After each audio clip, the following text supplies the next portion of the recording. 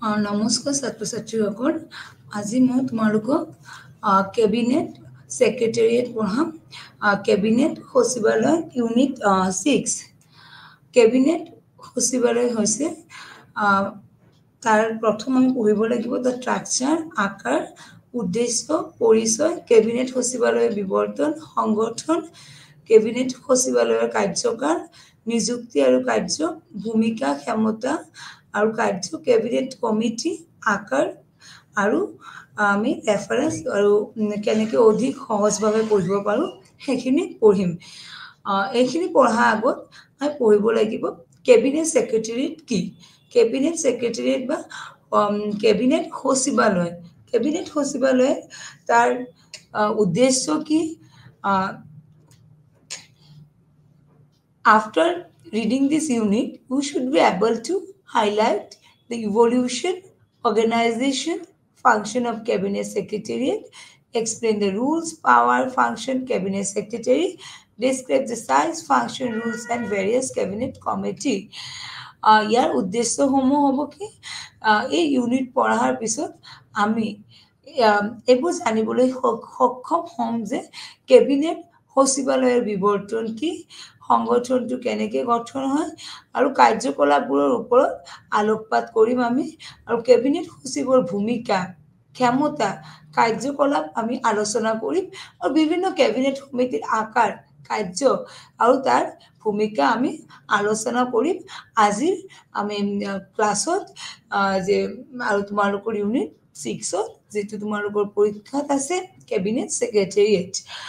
তাৰ আগত পোনপ্ৰথম আমি তা পৰিচয় দিম কেবিনেট সেক্ৰেটাৰিয়েট কি যদি আমি ইংলিছত প্ৰথম যদি চাব যাওঁ Cabinet Secretariat is a British legacy to India. The basic duty of the Cabinet Secretariat is to maintain, record, and provide secretarial assistance to the Cabinet.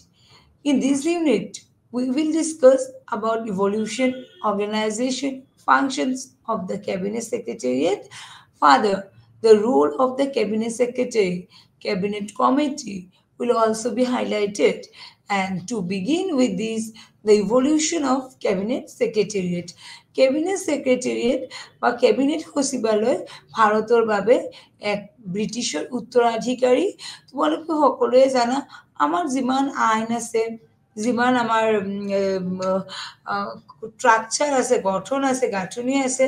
গোটেইখিনি ব্ৰিটিছৰ গাঁথনি প্ৰায়ে ৰৈ গৈছে আৰু তাৰে এটা পাৰ্ট হ'ল কেবিনেট সচিবালয় কি ভাৰতৰ বাবে এক ব্ৰিটিছৰ উত্তৰাধিকাৰী ব্ৰিটিছে দি যোৱা এটা বস্তু যেটো এতিয়া ভাৰতবৰ্ষত চলি আছে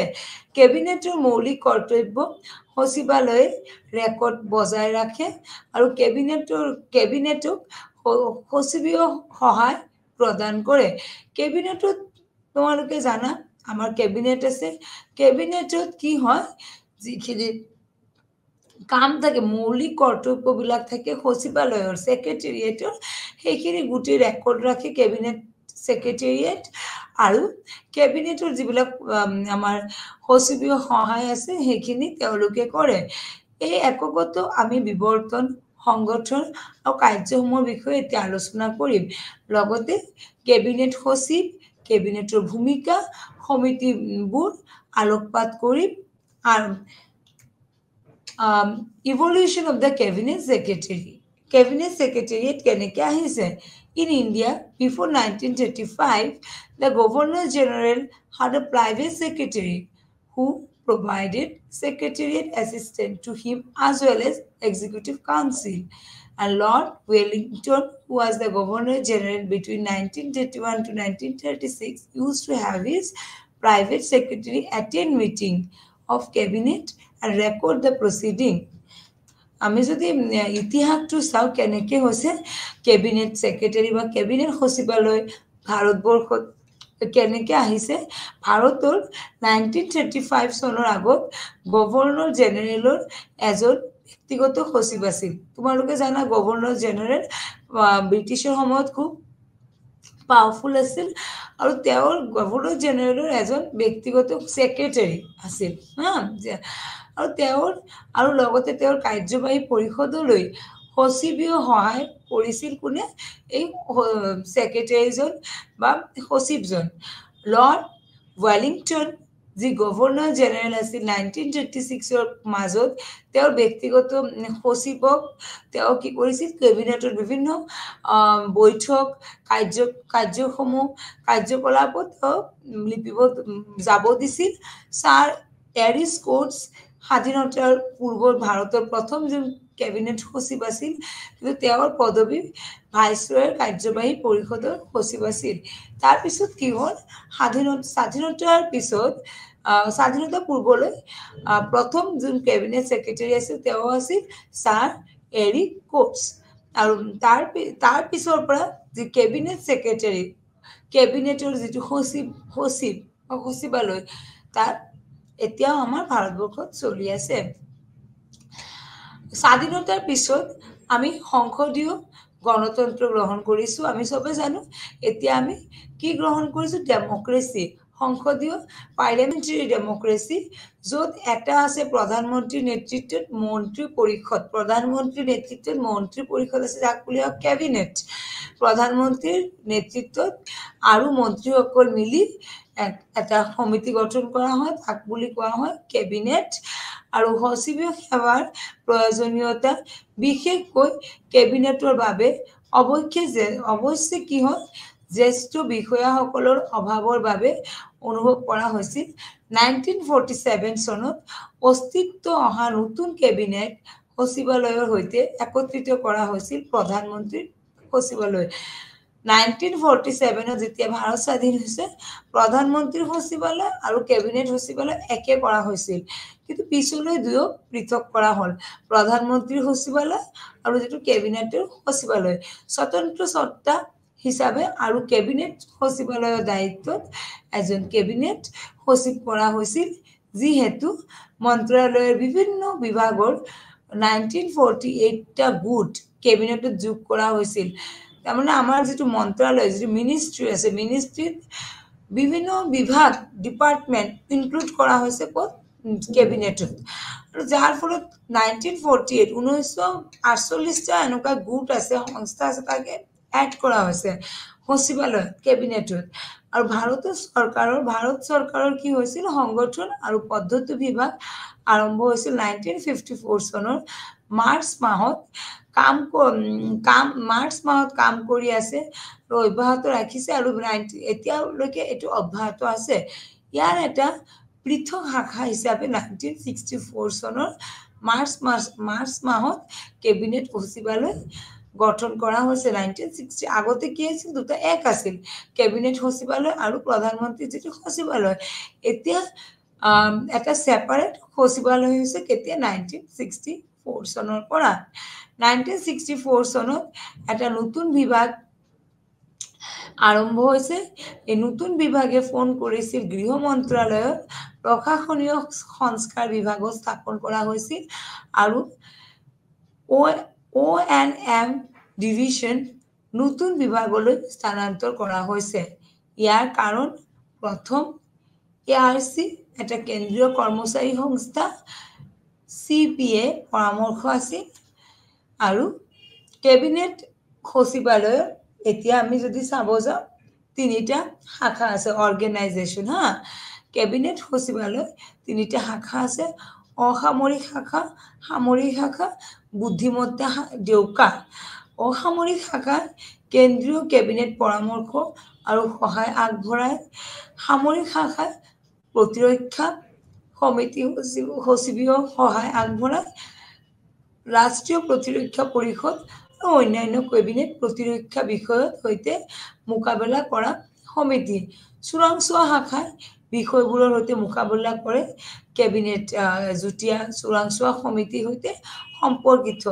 মই অলপ তোমালোকক এই বস্তুখিনি ইংলিছত অলপ বুজাই দিম সেইকাৰণে অৰ্গেনাইজেচনটো তোমালোকে ইংলিছত নাম কিতাপ শুনিছা মূল ধাৰণা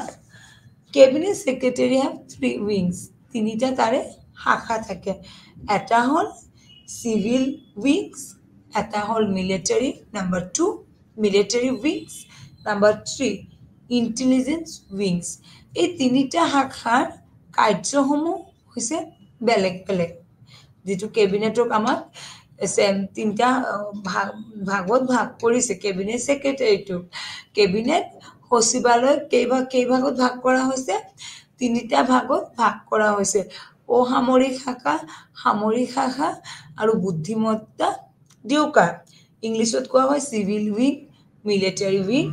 এণ্ড ইণ্টেলিজেন্স উইং। হা, এতিয়া সিভিল উইংৰ কাম কি? The civil wing provide advice and assistance to the union government. Civil wing এ কি কৰে? অসামৰিক শাখায়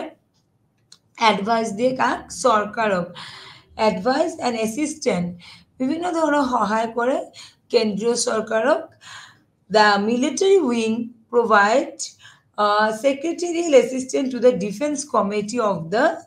cabinet, defense committee of the cabinet, the military affair committee, যেটো আমাৰ প্ৰতিৰক্ষা বিষয়ৰ যিবিলাক পৰামৰ্শ আছে, প্ৰতিৰক্ষা বিষয়ৰ যিবিলাক কাম-কাজ আছে, সেইখিনি চোৱা চিতা কৰে কোনে? যিটো ডিফেন্স কমিটি আছে, সামৰিক শাখা। তাৰপিছত নাম্বাৰ 3 হ'ল কি আমাৰ number 3 that is intelligent wing, চোৰাংচোৱা বা বুদ্ধিমত্তা দেউকা বুলি কোৱা হয়। Intelligent wings deal with the matter pertaining to the joint intelligence committee of the union cabinet, যেটো ইন্টেলিজেন্ট উইংছে কি কৰে? চোৰাংচোৱা শাখায় বিষয়বোৰৰ সৈতে মোকাবিলা কৰে। কেন্দ্ৰীয় কেবিনেটে কেনেকৈ কাম কাজবিলাক কৰিব তাৰ ওপৰত উপদেশ দিয়ে। ইন্টেলিজেন্স সেক্ৰেটাৰী মানে যিবিলাক আমাৰ চোৰাংচোৱা বিষয় আছে, সিক্ৰেট বিষয়, তাৰ ওপৰত এই কমিটিয়ে বা এই সমিতিয়ে চোৱা চিতা কৰে। ইয়াৰ উপৰিও কেবিনেট সচিবালয়ৰ নিম্নলিখিত সংগঠনবোৰ আছে, যেনেকুৱা research and analysis wing, direct general secretary, special protection group, joint intelligence committee, Directorate of Public Grievances, National Authority, Chemical Weapon Convention. আমাৰ ইয়াৰ উপৰিও কেবিনেট সচিবালয়ৰ নিম্নলিখিত সংগঠনসমূহ আছে, যাক অসমীয়াত কোৱা হয় কি গৱেষণা আৰু বিশ্লেষণ শাখা। ৰিচাৰ্চ যিখিনি কৰা হয় বা এনালাইচিছ কৰে কেবিনেটৰ সচিবালয়ৰ, তাৰে এটা ডিভিশ্যন আছে। নিৰাপত্তা সঞ্চালক প্ৰধান, director general of secretary, director general of secretary, যাৰ কাম হ'ল ডাইৰেক্টৰ জেনেৰেল, যোনে কেবিনেটৰ সকলোখিনি কাম কাজ চায়। বিশেষ সুৰক্ষা গোট, স্পেচিয়েল প্ৰটেকশ্যন গ্ৰুপ, যে গ্ৰুপৰ জৰিয়তে সচিবালয়ে কিছুমান বিশেষ কাম কৰে। যুটীয়া চোৰাংচোৱা সমিতি, that is joint intelligence committee, joint intelligence committee বা যুটীয়া চোৰাংচোৱা সমিতি, এইটো হ'ল যেটো মই তোমালোকক পঢ়াইছোঁ, বিভিন্ন ধৰণৰ গোপনীয় বা চোৰাংচোৱা বিষয়ৰ ওপৰত আলোচনা কৰে। ৰাজহুৱা অভিযোগ সঞ্চালকালয়, ৰাজহুৱা অভিযোগ মানে পাব্লিক যিবিলাক গ্ৰিভান্সেছ থাকে, ডাইৰেক্টৰেট অফ পাব্লিক গ্ৰিভান্সেছ, মানুহৰ বিভিন্ন নাগৰিকৰ বিভিন্ন অভিযোগ থাকে, সেই অভিযোগসমূহ চোৱা চিতাৰ কাৰণে এটা আমাৰ সমিতি আছে কেবিনেটত। এতিয়া আমি ফাংচনসমূহ পঢ়িম, যে কেবিনেট সেক্ৰেটাৰীয়ে কি ফাংচন, কি কাৰ্য সম্পাদন কৰে। কিয় কেবিনেট সেক্ৰেটাৰী বিভিন্ন ধৰণৰ কাৰ্য সম্পাদন কৰে। তাৰে প্ৰথম হ'ল কেবিনেটৰ বৈঠকৰ বাবে কাৰ্যসমূহ প্ৰস্তুত কৰে আৰু প্ৰয়োজনীয় প্ৰদান কৰে ইয়াৰ আলোচনাৰ বাবে তথ্য আৰু সামগ্ৰী that is prepare agenda for meeting of the cabinet and provide necessary information materials for its deliberation. Prepare agenda for meeting. মিটিংও যেটো আমাৰ ক্যাবিনেটত কি মিটিং হ'ব তাৰ এজেন্ডা সমূহ কোনে প্ৰস্তুত কৰে আমাৰ ক্যাবিনেট সেক্ৰেটাৰিয়েটে আৰু provide necessary information and materials for its deliberation আৰু প্ৰয়োজনীয় তথ্যসমূহ সামগ্ৰীসমূহ কোনে প্ৰদান কৰে আমাৰ ক্যাবিনেট সেক্রেটারি প্রদান করে cabinet keeps a record of discussion and decision of the cabinet and cabinet committee and circulate them all concerned minister cabinet কি করে cabinet আৰু cabinet সচিবালয়ৰ আলোচনাৰ বা সিদ্ধান্তৰ ৰেকৰ্ড সমূহ ৰাখে আৰু এই সমিতি গুৰে যিবিলাক আলোচনা কৰিছে যিবিলাক সিদ্ধান্ত কৰি লৈছে হেসমূহ কি কৰে মন্ত্ৰী মন্ত্ৰালয়লৈ প্ৰচাৰ কৰে প্ৰত্যেক মন্ত্ৰী সকলক অৱগত কৰে যে আমি ক্যাবিনেটে হেখিনি কাম ডিসিশন লৈছো হেখিনি সিদ্ধান্ত লৈছো তাৰে সেকেন্ড কাম কাৰ্য number 3 provide secretary assistant to the cabinet committee political affair economic affair committee appointment committee committee of parliamentary affair ক্যাবিনেটে কি করে ক্যাবিনেট সমিতি রাজনৈতিক পরিক্রমার সহায় করে অর্থনৈতিক পরিক্রমার সমিতি নিযুক্তি সমিতি আৰু সংসদীয় পরিক্রমা সমিতিক সহায় করে নাম্বার 3 কামটো কি ক্যাবিনেট সমিতিয়ে রাজনৈতিক পরিক্রমার সচিবীয় সহায় প্রদান করে অর্থনৈতিক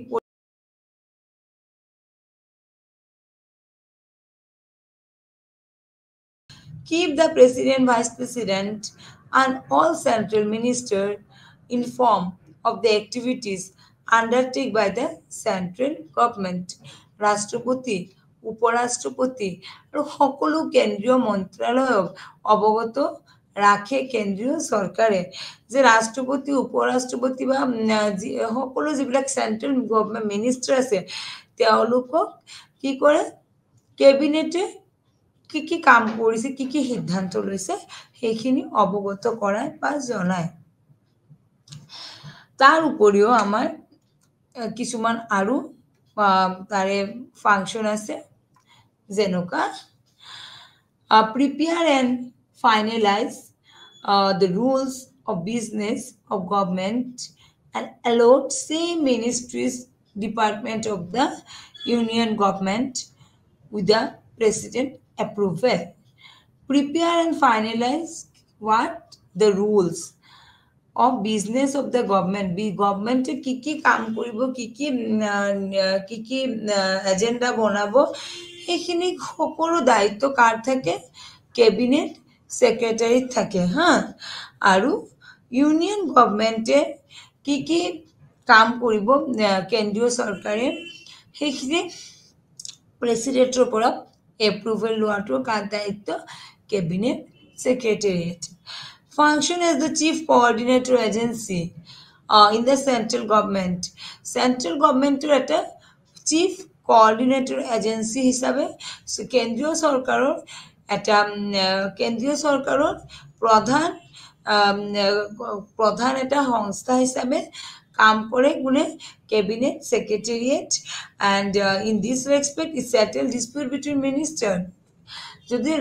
মন্ত্ৰীসকলৰ মাজত কাজিয়া হয় মন্ত্ৰীসকলৰ মাজত কাজিয়া কৰে তেতিয়া তাৰ ডিসপিউট হে কাজিয়া কোনে শেষ কৰিব এই কাজিয়া শেষ কৰিব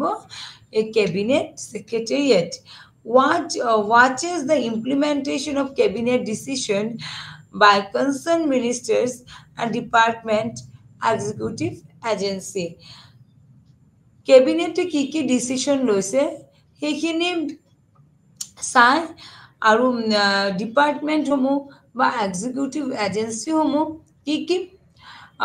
সিদ্ধান্ত লৈছে সেইখিনি কাম কেবিনেট ছেক্ৰেটেৰিয়েট কৰে handle the work pertaining to appointment and resignation of minister allotment of portfolio to the minister organization reorganization of minister আটাইতকৈ গুৰুত্বপূৰ্ণ ক্ষমতা হল বা কাৰ্য হল cabinet secretary handle the work of pertaining appointment and resignation of minister সমূহ তোমালোকে দেখিছা টিভিত শপত গ্ৰহণ কৰে শপত গ্ৰহণ মানে কি মিনিষ্টাৰসকলে এপইণ্টমেণ্ট পায় 5 বছৰৰ কাৰণে তুমি আপুনি এপইণ্টমেণ্ট পাইছে সেইটো বিভাগত এইটো কাম কৰাৰ কাৰণে চৰকাৰে ৰাইজে আপোনাক ভোটদান কৰি নিযুক্তি কৰি পঠাইছে ইয়াতে তো তাৰ প্ৰধান কামটো কি কেবিনেট ছেক্ৰেটাৰী মিনিষ্টাৰৰ যদি এপইণ্টমেণ্ট সেইটো দিয়ে লগে লগে কোনো মিনিষ্টাৰ যদি ৰেজিগনেশ্যন দিয়ে নিজৰ কামৰ পৰা বাদ দিয়ে তেতিয়াও কোনে চাই কেবিনেট ছেক্ৰেটাৰীয়ে চাই আৰু অৰ্গেনাইজেশ্যন এণ্ড ৰিঅৰ্গেনাইজেশ্যন অফ মিনিষ্টাৰসমূহ কেনেকৈ বিভিন্ন পৰ্টফলিঅ বিভাগত নিযুক্তি হ'ব বিভিন্ন পৰ্টফলিঅত বিভিন্ন বিভাগত মন্ত্ৰী হিচাপে নিযুক্তি হ'ব সেইখিনিও চোৱা চিতা কৰে কেন্দ্ৰীয় সচিবালয় Office of the Cabinet Secretary. The Cabinet Secretary is an administrative officer of the highest rank selected for the office for his or her special qualities of tact, energy, initiative, efficiency. Being the head of the Cabinet Secretariat, he or she entrusted with the function of securing coordination as well as timely, effective action by all departments in matter in which the cabinet as a whole or the PM is interested. He should be sufficiently senior officer to command the confidence and respect of all heads of department. The cabinet secretary is an administrative officer. Cabinet secretary is a what? Cabinet সচিব হৈছে সৰ্বোচ্চ পদবীৰ এজন প্ৰশাসনিক বিষয়া তেওঁৰ ওপৰত আৰু প্ৰশাসনিক বিষয়া হ'ব নোৱাৰে তেওঁ হ'ল সৰ্বোচ্চ পদবীৰ এজন প্ৰশাসনিক বিষয়া নিৰ্বাচিত কৌশল শক্তি উদ্যোগ দক্ষতাৰ বিশেষ গুণাগুণৰ বাবে তেওঁক নিযুক্তি দিয়া হয় কেবিনেট সচিবালয়ৰ মুৰব্বী হোৱাৰ বাবে তেওঁক কাৰ্য দায়িত্ব দিয়া হৈছে সকলো বিভাগৰ দ্বাৰা সমন্বয় লগতে সময়তে আৰু কাৰ্যকৰী পদক্ষেপ সুৰক্ষিত কৰা যিবোৰ বিষয়ত কেবিনেট সামগ্ৰিকভাৱে বা প্ৰধানমন্ত্ৰী আগ্ৰহী তেওঁ হ'ব লাগে এজন পৰ্যাপ্ত জ্যেষ্ঠ বিষয়া যাতে সকলো আত্মবিশ্বাস সন্মান ৰক্ষা কৰিব পাৰে বিভাগীয় মুৰব্বী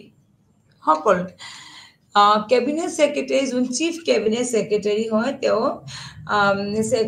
হায়েষ্ট যেটো আমাৰ ৰেংক আছে উচ্চ পদ প্ৰশাসনিক বিষয়া যেটো উচ্চ পদৰ উচ্চ পদ হিচাপে পায় আৰু তেওঁক তেওঁৰ যেটো কৌশল শক্তি বা উদ্যোগ বা দক্ষতাৰ যেটো তেওঁ কাম কৰে কেবিনেটত তাৰ ওপৰত ভিত্তি কৰি তেওঁ নিযুক্তি দিয়া হয় কেবিনেট সচিবালয়ৰ মুৰব্বী হোৱাৰ বাবে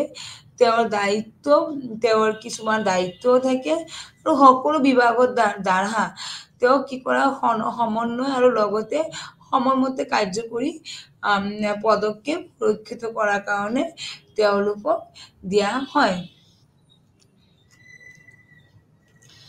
আমি যদি চাওঁ cabinet appointment and tenure the cabinet সচিবৰ তলত কেবিনেটৰ আৰু 3জন সচিব আছে সচিবালয় তেওঁলোক ক্ৰমান্বয়ে 3টা মুৰব্বী আছে সুৰক্ষা সমন্বয় আৰু ৰাজনৈতিক সচিবসকলৰ তলত কেইবাজনো অতিৰিক্ত সচিব আছে যুটীয়া সচিব সঞ্চালক সচিব উপসচিব আন্ডাৰ সেক্ৰেটাৰী ইয়াৰ উপৰিও বিজ্ঞানৰ ক্ষেত্ৰত প্ৰধানমন্ত্ৰীৰ সৈতে বিশেষভাৱে দুজন পৰামৰ্শক ডাটা সংৰক্ষণ থাকে কেবিনেট কমিটি তোমালোকে কেবিনেট কমিটিটো পঢ়িব লাগিব তাৰ আগত আমি পাৱাৰ ফাংচনখিনি পঢ়িব লাগিব that cabinet secretary is an administrative officer তেওঁ কি হয় এজন administrative officer হয় and আৰু তেওঁ highest rank থকা এজন মানুহ প্ৰশাসনিক বিষয়া cabinet secretary is the ex chairperson of the civil service board যেটো UPSC boardৰ chairperson হ'ব লাগিব heads the Indian Institute Administrative Service Indian যেটো আমাৰ ভাৰতীয় প্ৰশাসনিক সেৱা আছে তাৰ মুৰব্বী হ'ব লাগিব as a matter of convention a senior most civil servant is appointed as a cabinet secretary আৰু তাৰ ফলত কি হয় এই সিনিয়ৰ গুটে মানে একদম আটাইতকে যোন সিনিয়ৰ বুলি কোৱা হৈছে যোন মানে দক্ষতাপূৰ্ণ আৰু বহুত বছৰ কাম কৰিছে সেক্ৰেটাৰিয়েটত তেওঁ নিযুক্তি দিয়া হয় আৰু তেওঁ হল he or she belong to the Indian Administrative Service এই মানুহজন কি হ'ব লাগিব জড়িত থাকিব লাগিব ইন্ডিয়ান এডমিনিষ্ট্ৰেটিভ সাৰ্ভিস ভাৰতীয় প্ৰশাসনিক বিষয়াৰ লগত জড়িত হ'ব লাগিব like IPS that means UPSC through যাব লাগিব generally IPS সকলি হয় and he or she belong to the Indian Administrative Service and the incumbent generally has tenure 2-3 year কিমান বছৰ কাৰণে নিযুক্তি দিয়া হয় 2 পৰা 3 বছৰৰ কাৰণে নিযুক্তি দিয়া হয় and though there is no fixed tenure so for the average tenure however can be extended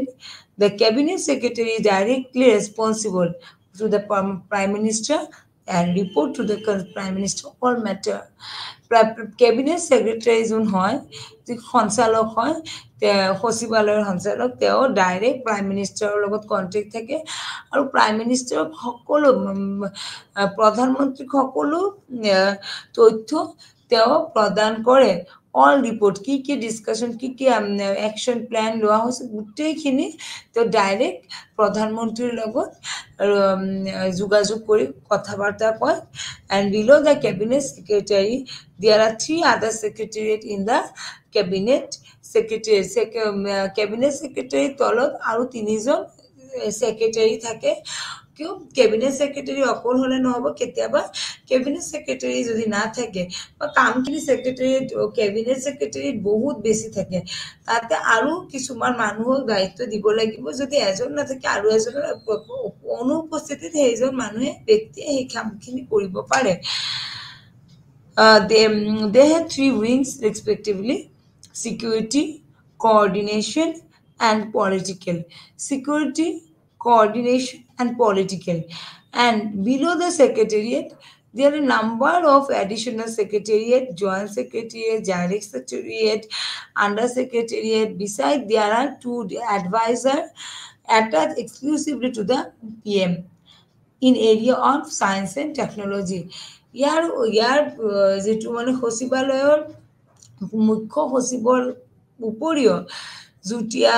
সচিব সঞ্চালক সচিব উপসচিব আন্ডাৰ সেক্ৰেটাৰী তেওঁলোকক নিযুক্তি দিয়া হয় ইয়াৰ উপৰিও বিজ্ঞানৰ ক্ষেত্ৰত প্ৰধানমন্ত্ৰীক বিশেষভাৱে যে পৰামৰ্শ দিয়াৰ কাৰণে বিজ্ঞান আৰু প্ৰযুক্তিবিদ্যাৰ উন্নতিৰ কাৰণে দুজন পৰামৰ্শদাতাক সংলগ্ন কৰা হয় এই দুজন পৰামৰ্শদাতাই অকল বিজ্ঞান আৰু প্ৰযুক্তিবিদ্যাৰ বিষয়ে প্ৰধানমন্ত্ৰীক কি কৰে অৱগত কৰা বা প্ৰধানমন্ত্ৰী তাৰ বিষয়ে বিভিন্ন ধৰণৰ পলিসি বা তাৰ বিষয়ে কাম কৰাৰ কাৰণে প্ৰধানমন্ত্ৰী অনুৰোধ কৰে rules power and function the following point highlight the rules powers and function of the cabinet secretary that is chief coordinator of central government কি হয় chief মুখ্য coordinator হয় কোনে cabinet secretary chairperson of the senior selection board we select official for the post joint secretary and central secretary joint secretary আৰু central secretary কারণে যিখিনি recruitment হয় তারে চেয়ারপারসন হয় কোনে ক্যাবিনেট সেক্রেটারিয়েট তারে চেয়ারপারসন হয় then select the officer for the post of secretary and additional secretary in the central secretariat. Central secretariat বা central cabinet secretariat কোন বিভিন্ন ধৰণৰ অফিচাৰসমূহক নিযুক্তিদান কৰাৰ কাৰণে তেওঁলোকৰ ইণ্টাৰভিউ তেওঁলোকৰ পৰীক্ষা গোটেইখিনি কেবিনেট সেক্ৰেটাৰিয়েটে চায় তাৰপিছত হ'ল preside over the conference of chief secretariat which is held annually. Preside over কি করে preside over the conference of chief secretariat. Chief secretariator যিবিলাক কাম থাকে সেই কামবিলাকক কোনে কৰে cabinet secretariat কৰে and chief advisor to the prime minister in all administration and policy matter. Policy bila guti cabinet secretariat bana aru prime minister jiman mane advice দিব লাগে regarding administration guti khini advice kune die cabinet secretary pora dia hoy and grievance sanction to a minister before the latter decide to lodge persecution against publisher and audit newspaper in case of defamation. Ekhini hol role power function of the cabinet secretariat. Etia hol amar cabinet secretariat or committee. Committee to keneke গঠন করা হয় cabinet secretariat এখিনি এতিয়া আমি পঢ়িম কেবিনেটৰ সিদ্ধান্ত লোৱাৰ সুবিধাৰ বাবে সমিতি প্ৰণালী ব্যৱহাৰ কৰে নিৰ্দিষ্ট ক্ষেত্ৰত ব্যৱসায়িক নিয়মবোৰ থিয় হোৱাৰ সংবিধান প্ৰদান কৰে কেবিনেট সমিতিসমূহ যাতে ৰাজনৈতিক বিষয়ত দ্ৰুত সিদ্ধান্ত নিশ্চিত কৰিব পাৰে আৰু অৰ্থনৈতিক গুৰুত্বৰ লগতে প্ৰশাসনিক সমন্বয় নিশ্চিত কৰে আৰু পৰিস্থিতি প্ৰয়োজনীয়তা অনুসৰি এই সমিতিবোৰ নিযুক্তি কৰা হয় আৰু মাজে মাজে প্ৰকৃতি এড কৰা হয় কেবিনেট কমিটিটো কি কেবিনেটৰ সিদ্ধান্ত লোৱাৰ যিবিলাক আমাৰ সিদ্ধান্ত লোৱাৰ সুবিধাৰ বাবে এই সমিতি গঠন কৰা হয় আৰু প্ৰণালী ব্যৱহাৰ কৰে নিৰ্দিষ্ট ক্ষেত্ৰত ব্যৱসায়িক যিবিলাক আমাৰ ব্যৱসায়িক নিয়মবোৰ আছে ব্যৱসায়িক যিবিলাক নিয়মবোৰ থিয় হোৱাৰ সংবিধানক প্ৰদান কৰে কেবিনেট সমিতিসমূহে ৰাজনৈতিক বিষয়ত দ্ৰুত সিদ্ধান্ত নিশ্চিত কৰে আৰু অৰ্থনৈতিক গুৰুত্ব লগতে প্ৰশাসনিক সমন্বয় নিশ্চিত কৰে পৰিস্থিতিৰ প্ৰয়োজনীয়তা অনুসৰি এই সমিতিবোৰ নিযুক্তি কৰা হয় মাজে মাজে প্ৰকৃতিত হয় তাৰ মানে কি হৈছে cabinet makes one committee bana and the cabinet makes use the committee system facilities decision making in the specific area কিছুমান বিভিন্ন বিশেষ ক্ষেত্ৰত সিদ্ধান্ত লোৱাৰ কাৰণে কমিটি বনায় আৰু the business rules provided for the constitution and standing committee of the cabinet ব্যৱসায়িক যিবিলাক আমাৰ নিয়মবোৰ আছে তাত থিয় হোৱাৰ যিবিলাক সংবিধান প্ৰদান কৰে সেইবিলাকো কেবিনেটৰ সমিতি যাতে ৰাজনৈতিক বিষয়ত দ্ৰুত সিদ্ধান্ত নিশ্চিত কৰিব নোৱাৰে তাৰ বাবে কাম কৰে আৰু পৰিস্থিতিৰ মানে অৰ্থনৈতিক গুৰুত্ব লগতে প্ৰশাসনিক যিবিলাক সমন্বয় আছে তাৰ ওপৰত নিশ্চিত কৰে আৰু পৰিস্থিতিৰ প্ৰয়োজনীয় অনুসৰি এই সমিতিবোৰ নিযুক্তি কৰা হয় আকাৰ এতিয়া আমি কেবিনেট সেক্ৰেটাৰিয়েট আকাৰটো পঢ়িম সমিতিৰ সংখ্যা বেলেগ হয় কিন্তু সাধাৰণতে 3 পৰা 8 সদস্য হয় হেতুৱে এনে কমিটি গঠন কৰা হয় 3 পৰা 8 জন সদস্যক লৈ কমিটি গঠন কৰা হয় কেবিনেট কমিটি গঠন কৰা হয় আৰু প্ৰধানমন্ত্ৰী আৰু কেবিনেট মন্ত্ৰী হ'ব পাৰে অধ্যক্ষ আৰু কেবিনেট কমিটিৰ অধ্যক্ষ কোনে হ'ব পাৰে প্ৰধানমন্ত্ৰী বা কেবিনেট মন্ত্ৰী কিছুমান সমিতি আছে যিয়ে স্থায়ীভাৱে কাম কৰে কিছুমান কমিটি আছে যিবিলাক পাৰ্মানেন্ট কাম কৰে যিবোৰ হৈছে ৰাজনৈতিক পৰিক্ৰমা সমিতি অৰ্থনৈতিক পৰিক্ৰমা সমিতি সংসদীয় পৰিক্ৰমা সমিতি, নিযুক্তি সমিতি আৰু বাসস্থান, উদ্যোগ বাণিজ্য সমিতি আৰু খাদ্য সমিতি, কৃষি আৰু এনেধৰণৰ বিভিন্ন ধৰণৰ কমিটি গঠন কৰা হয় কেবিনেট ছেক্ৰেটাৰী আণ্ডাৰত, যেনেকুৱা বাসস্থানৰ কাৰণে সমিতি, উদ্যোগ আৰু বাণিজ্য উন্নতি কৰাৰ কাৰণে সমিতি, খাদ্য সমিতি, কৃষি আৰু এনেধৰণৰ কিছুমান কৃষি আৰু এনেধৰণৰ কিছুমান সামগ্ৰী আছে যিবিলাক সামগ্ৰী প্ৰয়োজন হয় তাৰ বাবে সমিতি গঠন কৰা হয়। ইয়াৰ ভিতৰত ৰাজনৈতিক পৰিক্ৰমা সমিতি আটাইতকৈ শক্তিশালী। যিটো কেবিনেটৰ ৰাজনৈতিক পৰিক্ৰমা সমিতি আছে, গোটেই ৰাজনৈতিক কাৰ্যকলাপসমূহ চাই, সেইটোৱে হ'ল আটাইতকৈ কি শক্তিশালী। ভূমিকা আৰু কাৰ্য এতিয়া হ'ল ৰোল এণ্ড ফাংচন। কেবিনেট সমিতিবোৰে স্পষ্টভাৱে নিৰ্ধাৰিত ক্ষেত্ৰসমূহৰ ওপৰত কাম কৰিব লাগিব, যাৰ বাবে গভীৰ অধ্যয়নৰ প্ৰয়োজন, আৰু এনে কামৰ বোজাৰ পৰা কেবিনেটে সকাহ দিব পাৰে। কেবিনেটৰ যিবিলাক আমাৰ ভূমিকা আছে, সেই সমিতি স্পষ্টভাৱে নিৰ্ধাৰিত ক্ষেত্ৰসমূহৰ ওপৰত কাম কৰিব লাগিব, যাৰ বাবে গভীৰ অধ্যয়ন আৰু প্ৰয়োজন হয়, আৰু সেই সমিতিবোৰৰ দ্বাৰা নিশ্চিত কৰা হয় বিভিন্ন বিভাগৰ মন্ত্ৰীসকলৰ বিভিন্ন মুখ্য উত্তম কৰে আৰু এখন মঞ্চলৈ আহক আৰু সমস্যাবোৰ সমাধান কৰক। নমনীয়তা সোমাই পৰে এক উপনীত হ'বলৈ নিৰ্দিষ্ট বিষয়ৰ লগতে বহুতো বিষয় বা যিবোৰ বিষয় পাৰে অন্যথা সিদ্ধান্তৰ বাবে কেবিনেটে যাত্ৰা কৰক। এইবোৰ নিষ্পত্তি হওক সমিতিসমূহ, ই কেৱল গুৰুত্বপূৰ্ণ অৰ্থনৈতিক আৰু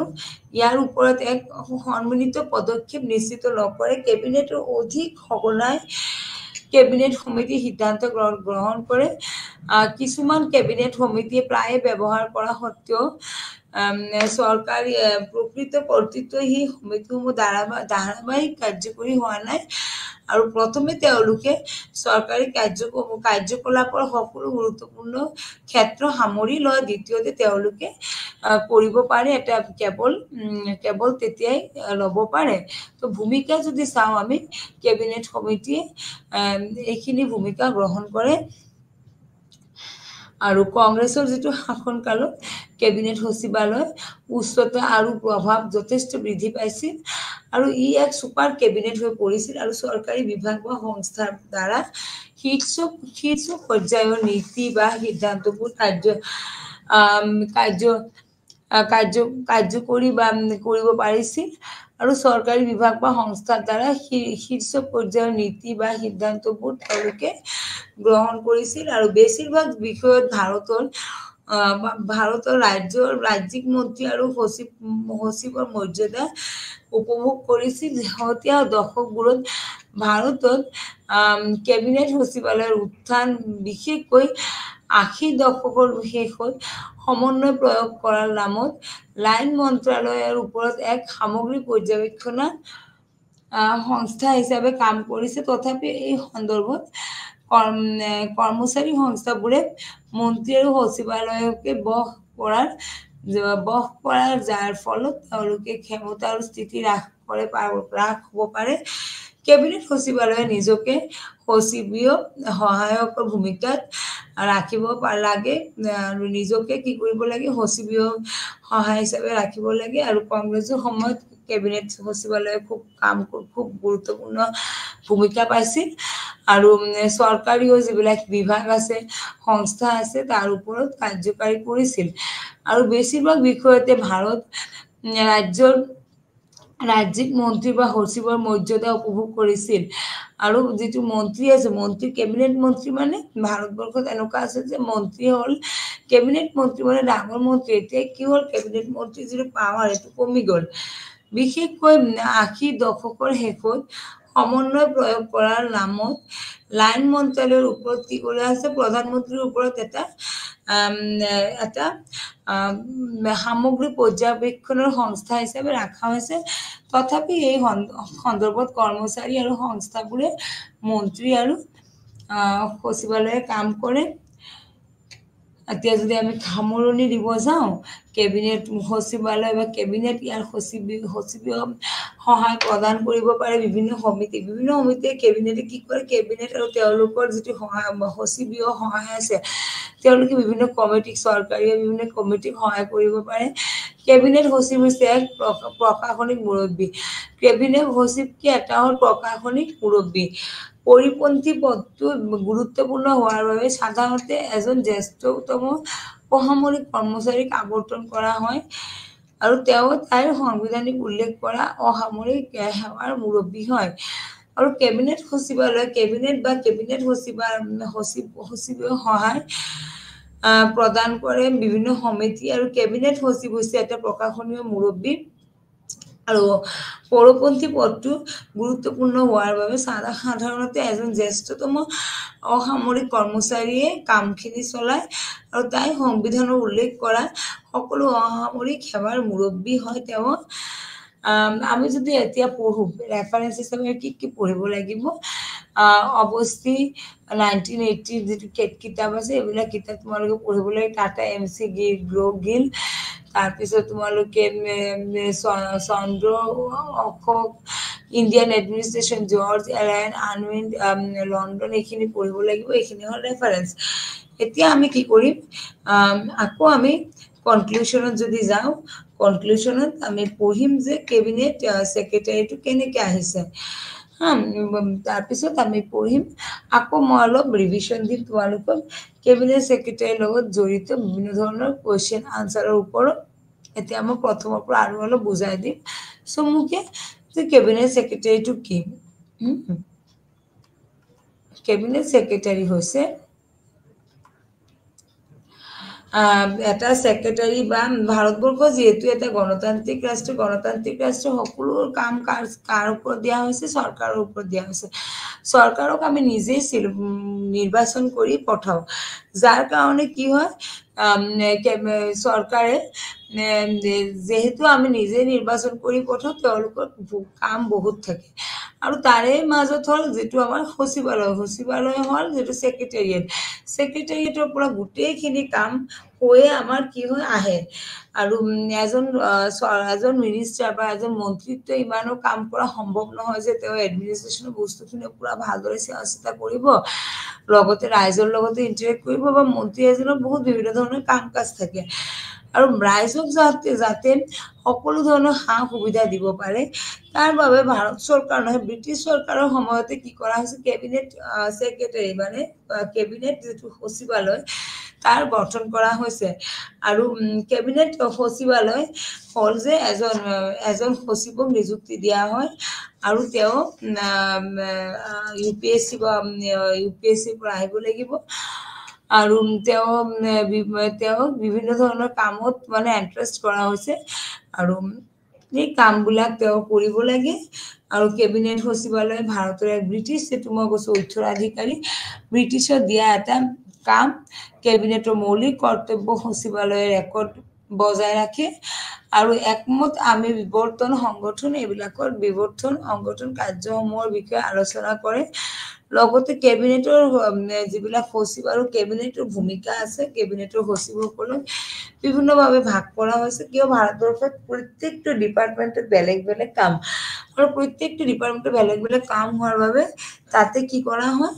যে বিভিন্ন ধৰণৰ কেবিনেট হেডসকলক নিযুক্তি দিয়া হয়।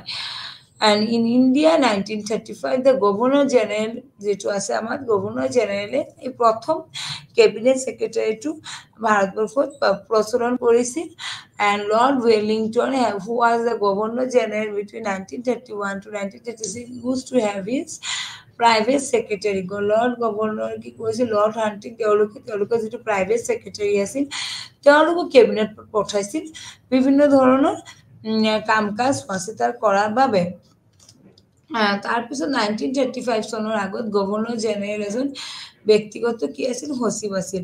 তেওঁ আৰু তেওঁৰ কাৰ্যবাহী পৰিষদলৈ সচিবীয় সহায় কৰিছিল। লৰ্ড ৱেলিংটন যি গভৰ্ণৰ জেনেৰেল আছিল মাজত ব্যক্তিগত যিটো সচিব কেবিনেটৰ বৈঠকত উপস্থিত থাকে আৰু কাৰ্যবোৰ লিপিবদ্ধ কৰে ছাৰ এৰিক কোটছ যেটো আমাৰ স্বাধীনতাৰ স্বাধীনতাৰ যিবিলাক কাম আছিল স্বাধীনতা সংক্ৰান্ত কাম তেওঁলোকে কৰিছিল স্বাধীনতাৰ পূৰ্বত কেবিনেট কি আছিল সচিব আছিল আৰু কিন্তু তেওঁৰ পদবী ভাইসৰয়ৰ নিচিনা আছিল আৰু স্বাধীনতাৰ পিছত আমি সংসদীয় গণতন্ত্ৰ গ্ৰহণ কৰিলো য'ত এটা আছে প্ৰধানমন্ত্ৰী নেতৃত্বৰ মন্ত্ৰী পৰিষদ আৰু সচিবীয় সেৱাৰ প্ৰয়োজনীয়তা বিশেষকৈ কেবিনেটৰ বাবে অৱশ্যে জ্যেষ্ঠ যিবিলাক বিষয়া আছে তেওঁলোকে কি হয় এই কামৰ লগত জড়িত থাকে তাৰপিছত কেবিনেটৰ 1964 চনত কেবিনেট সচিবালয় গঠন কৰা হয় 1964 চনত এক নতুন বিভাগ ফোন কৰিছিল গৃহ মন্ত্ৰালয়ৰ প্ৰশংসনীয় সংস্কাৰ বিভাগৰ স্থাপনৰ বাবে আৰু যাৰ ফলত কি হৈছে ডেমক্ৰেসি বা আমাৰ যেটো আমাৰ গণতান্ত্ৰিক ব্যৱস্থা আছে সেই গণতান্ত্ৰিক ব্যৱস্থাত সংসদীয় সচিব যেটো আছে তাৰ ওপৰতা এখিনি আহিছে আৰু RNM ডিভিজন বিভাগৰ স্থানান্তৰ কৰা হ'ল আৰু ইয়াৰ কাৰণ হৈছে প্ৰথম ARC আৰু কেন্দ্ৰীয় কৰ্মচাৰী পৰামৰ্শ দিছিল কেবিনেট সচিবালয়ৰ আমাৰ কেইটা শাখা আছে তিনিটা শাখা আছে সামৰিক শাখা অসামৰিক শাখা বুদ্ধিমত্তা দেউকা অসামৰিক শাখাৰ প্ৰথমতে কেবিনেটৰ পৰামৰ্শ বা সহায় কৰা কামখিনি কৰে সামৰিক শাখাই সমিতিৰ সচিবালয়ৰ যিবিলাক কাম আছে সেইবোৰ কৰে তাৰ পিছত আমাৰ যেটো আছে প্ৰতিৰক্ষা বিষয়ৰ যিবিলাক আছে তেওঁলোকে যিবিলাক প্ৰতিৰক্ষাৰ ক্ষেত্ৰত জড়িত যিবিলাক কাম আছে চোৰাংচোৱা বিষয় বিভিন্ন ধৰণৰ শাখা আছে সেই শাখাসমূহৰ লগত জড়িত হৈ কাম কৰে ইয়াৰ উপৰিও কেবিনেটৰ সচিবালয়ৰ নিম্নলিখিত যিবিলাক সংগঠন আছে গৱেষণা আৰু বিশ্লেষণ শাখা নিৰাপত্তা আৰু সঞ্চালক শাখা বিশেষ সুৰক্ষা গোট বা যুটীয়া চোৰাংচোৱা শাখা ৰাজহুৱা অভিযোগ সঞ্চালক কেবিনেটৰ আমাৰ কিছুমান বৈশিষ্ট্য আছে কেবিনেটৰ বৈঠকৰ বাবে কাৰ্যসূচী প্ৰস্তুত কৰে প্ৰয়োজনীয় প্ৰদান কৰে কেবিনেট আৰু কেবিনেট সচিবালয় আৰু সিদ্ধান্ত ৰেকৰ্ড ৰাখে আৰু সেই সমিতি আৰু সেইবোৰ সকলো সংশ্লিষ্ট মন্ত্ৰালয়লৈ তেওঁলোকে প্ৰেৰণ কৰে কেবিনেট সমিতিয়ে কি কৰে পৰিকল্পনা সচিবালয় আৰু বিভিন্ন ধৰণৰ অফিচত তেওঁলোকে সহায় কৰিব পাৰে ৰাষ্ট্ৰপতি আৰু উপৰাষ্ট্ৰপতি হেসকল মন্ত্ৰীক অৱগত কৰিব ৰাখিব পাৰে যে তেওঁলোকে ভাল ছাত্ৰ-ছাত্ৰী হয় তেওঁলোকে বিভিন্ন ৰাষ্ট্ৰপতি আৰু উপৰাষ্ট্ৰপতি তেওঁলোকে বিভিন্ন পন্থাত কাম কৰিব দিব লাগে তাৰপিছত কেবিনেট সচিব হৈছে সৰ্বোচ্চ প্ৰশাসনিক বিষয়া নিৰ্বাচিত কৌশল শক্তি উদ্যোগ দক্ষতাৰ বিষয়ে তেওঁলোকক নিৰ্বাচন কৰা হয় কেবিনেট সচিবালয়ে মুৰব্বী হোৱাৰ বাবে তেওঁৰ কাৰ্যৰ দায়িত্ব দিয়া হয় আৰু কেবিনেটৰ সামগ্ৰিকভাৱে প্ৰধানমন্ত্ৰীয়ে তেওঁলোকক দায়িত্ব দিয়ে আৰু তেওঁ হ'ব লাগে এজন পৰ্যাপ্ত জ্যেষ্ঠ বিষয়া যাতে সকলোৰে আত্মবিশ্বাস আৰু সন্মান ৰক্ষা কৰিব পাৰে কেবিনেট সচিবালয়ৰ তলত কেবিনেটত আন তিনিটা সচিব আছে যেনেকুৱা সচিবালয়ৰ তলত আছে মুৰব্বী তেওঁলোকে ক্ৰমান্বয়ে তিনিটা শাখাত ভাগ কৰা হৈছে সুৰক্ষা সমন্বয় ৰাজনৈতিক সচিবসকলৰ লগত কেইবাজনো অতিৰিক্ত সচিব আছে যুটীয়া সচিব সঞ্চালক উপসচিব আণ্ডাৰ ছেক্ৰেটাৰী ইয়াৰ উপৰি বিজ্ঞানৰ ক্ষেত্ৰত প্ৰধানমন্ত্ৰীক যাতে পৰামৰ্শ দিব পাৰে তাৰ বাবে বিজ্ঞান প্ৰযুক্তিবিদ্যাৰ লগত জড়িত এজন ব্যক্তি তেওঁলোকে নিযুক্তি দিয়ে তাৰপিছত আছে এই কমিটিত কি কাম হয় কেবিনেট সিদ্ধান্ত লোৱাৰ সুবিধাৰ বাবে সমিতি প্ৰণালী ব্যৱহাৰ কৰে আৰু ব্যৱহাৰিক নিয়মবোৰে থিয় হোৱাৰ সাংবিধানিক প্ৰদান কৰে কেবিনেট সমিতিসমূহে যাতে ৰাজনৈতিক বিষয়ত দ্ৰুত সিদ্ধান্ত নিশ্চিত কৰিব পাৰে, অৰ্থনৈতিক গুৰুত্ব দিব পাৰে, তাৰ কাৰণেও বিশেষ ভূমিকা গ্ৰহণ কৰে। মানে যদি আমি ক'ব যে কেবিনেট গোটেই চৰকাৰখন বা গোটেই মিনিষ্টাৰসকলক কোনে চলায়? Cabinet secretary. কেবিনেট ছেক্ৰেটাৰী অৰ্থনৈতিক পৰা ৰাজনৈতিক পৰা আৰম্ভ কৰি বিভিন্ন যিবিলাক আমাৰ সংস্থা আছে, এজেঞ্চি আছে, সকলোসমূহৰ দায়িত্ব তেওঁলোকে লৈছে। আৰু আমাৰ যিবিলাক চৰকাৰী আঁচনি আছে, আঁচনিসমূহ ইমপ্লিমেণ্টেশ্যন কৰা ভাৰতবৰ্ষ এখন গণতান্ত্ৰিক ৰাষ্ট্ৰ, তোমালোকে জানা। আৰু গণতান্ত্ৰিক ৰাষ্ট্ৰৰ সকলো মানুহ যাতে সমান অধিকাৰ পাব পাৰে, তাৰ কাৰণে সকলো ব্যক্তিয়ে যাতে সমানভাৱে চলিব পাৰে, সেইবাবেও আমি চাব লাগে। কিয়? আমি প্ৰত্যেক নাগৰিককে ভোটদান কৰি মানুহ নিযুক্তি দিয়ে। কিছুমান সমিতি আছে যিবিলাক স্থায়ীভাৱে কাম কৰে, আৰু কিছুমান সমিতি আছে যিবিলাক স্থায়ীভাৱে কাম নকৰে। কৃষি, খাদ্য সমিতি, বাসস্থান, এইবিলাক বিভিন্ন ধৰণৰ সমিতি আছে। তাৰ ওপৰত এইবিলাক চব হ'ল কি ছেক্ৰেটাৰী কমিটিৰ ওপৰত বিভক্ত কৰা হৈছে। ৰাজনৈতিক পৰিক্ৰমা, অৰ্থনৈতিক পৰিক্ৰমা বা নিযুক্তি সমিতি, বাসস্থান, উদ্যোগ বা বাণিজ্য সমিতি, খাদ্য সমিতি, সেইসমূহৰ ওপৰত কৃষি তেওঁলোকৰ ওপৰত নিযুক্তি দিয়া হৈছে। আৰু ইয়াৰ ভিতৰত ৰাজনৈতিক পৰিক্ৰমা সমিতি আটাইতকৈ শক্তিশালী। ৰাজনৈতিক পৰিক্ৰমা সমিতি আটাইতকৈ শক্তিশালী কিহৰ কাৰণে? যে ৰাজনৈতিক বিষয়ৰ যিবিলাক কাৰ্যকাল আছে বা যিবিলাক কাৰ্যসমূহ আছে, গোটেইখিনি কেবিনেটৰ এই ৰাজনৈতিক যিটো পলিটিকেল কমিটি আছে, এই পলিটিকেল কমিটিয়ে কৰে। ৰাজনৈতিক ক্ষেত্ৰৰ বিষয়সমূহ চায়। আৰু যিবিলাক খাদ্য আৰু কৃষি, খাদ্য যিবিলাক এচেঞ্চিয়েল যিবিলাক আমাৰ কমোডিটি আছে, তাৰ ওপৰতে কাম কৰে কোনে? আমাৰ কেবিনেট ছেক্ৰেটাৰীয়ে। আৰু কেবিনেট ভূমিকা যদি চাওঁ, কেবিনেটৰ সমিতিবোৰে স্পষ্টভাৱে নিৰ্ধাৰিত ক্ষেত্ৰসমূহৰ ওপৰত কাম কৰে। গভীৰ অধ্যয়নৰ প্ৰয়োজন হয়। যিটো কেবিনেট যিটো ছেক্ৰেটাৰী, সেইটো আটাইতকৈ এটা দায়িত্বশীল এটা আমি ক'ব পাৰোঁ দায়িত্বশীল এটা সংগঠন। আৰু কিহৰ কাৰণে? এনে কামৰ বাবে সকলো মানুহে নিযুক্তি দিব পাৰে। এখন মঞ্চলৈ আহক, সমস্যাবোৰ সমাধান কৰক আৰু কাম কৰক। সেইটোৱে হ'ল কেবিনেট ছেক্ৰেটাৰীৰ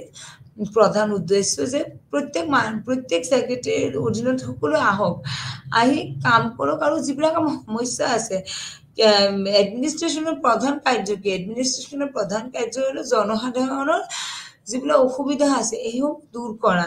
আৰু সেইসমূহ দূৰ কৰাৰ কাৰণে কি কৰিব লাগে? প্ৰত্যেক নাগৰিকে, প্ৰত্যেক ৰাইজে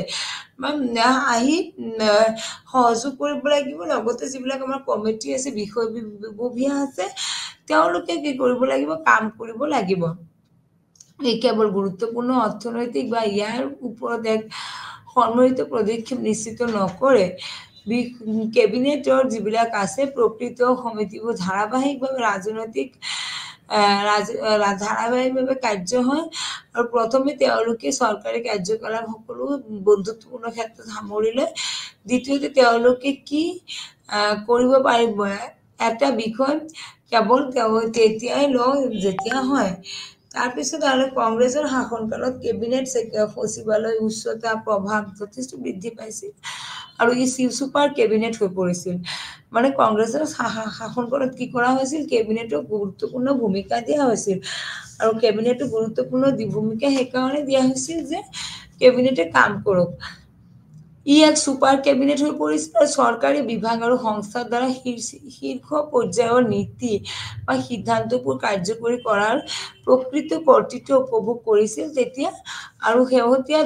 দশকবোৰত ভাৰতৰ কেবিনেট সচিবালয় উত্থান, প্ৰধানমন্ত্ৰী সচিবালয়কে ধৰি বিশেষকৈ ৮০ দশকত শেষৰ ফালৰ পৰা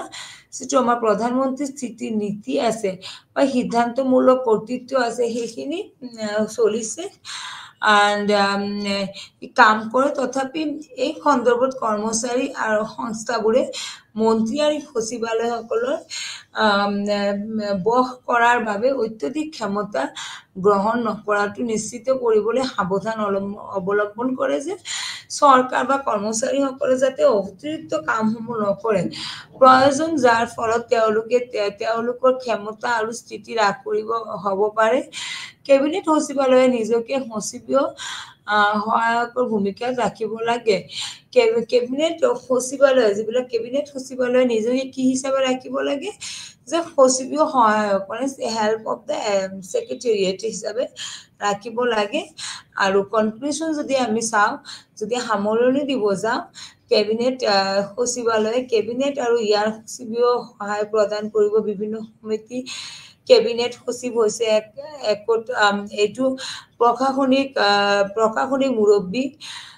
পৰিপন্থী পদটো গুৰুত্বপূৰ্ণ হোৱাৰ বাবে সাধাৰণতে এজন জ্যেষ্ঠতম অসামৰিক কৰ্মচাৰী হিচাপে কাম কৰে